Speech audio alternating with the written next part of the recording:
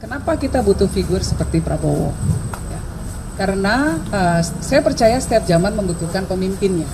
Nah, zaman mulai dari Bung Karno pada waktu itu transisi kemerdekaan, kita butuh pemimpin revolusioner. Lalu Pak Harto, kita butuh pemimpin yang membangun pasca kemerdekaan. Pak Habibie, beliau memberikan imajinasi tentang negara yang berbasis teknologi.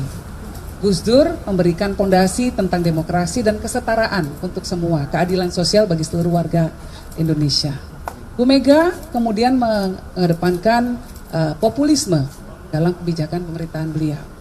Nah, Pak SBY kembali memberikan stabilitas ekonomi, stabilitas politik, dan memberikan contoh bagaimana Jenderal TNI bisa ikut dalam kontestasi demokrasi.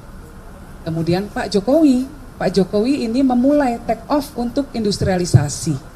Nah, pemimpin kedepannya harus meneruskan program-program dari pemimpin-pemimpin sebelumnya. Salah satu tantangan yang dihadapi oleh bangsa kita ke depan dalam kerangka geopolitik, dinamika geopolitik yang sedang berkembang saat ini adalah bahwa ada ketegangan-ketegangan di wilayah kita. Letak Indonesia ya yang dekat dengan negara-negara yang punya potensi pertikaian tinggi.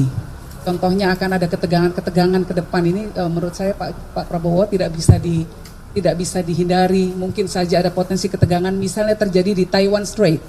Ya. Kalau itu terjadi ketika ada negara yang melakukan move di sana secara navigasional, itu kemudian akan berdampak kepada pasokan rantai global. Nah, pasti dampaknya ke kita karena letak geografis kita di tengah-tengah negara yang tergabung dalam anggota Quad, India, Jepang, Australia, Amerika. Nah, pemimpin yang akan memimpin Indonesia ke depan harus mengerti dinamika geopolitik. Orang yang harus punya kemampuan strategic thinking. Nah, saya rasa orang seperti Pak Prabowo ini punya kemampuan seperti itu. Maka wajib bagi saya sebagai representasi dari kelompok Gus Dur untuk berkomunikasi intens dengan Pak Prabowo, dengan Mas Bowo, untuk mendengarkan kebijakan-kebijakan beliau, dan memberikan aspirasi kita tentang bentuk negara ke depan harus seperti apa. Itu kira-kira.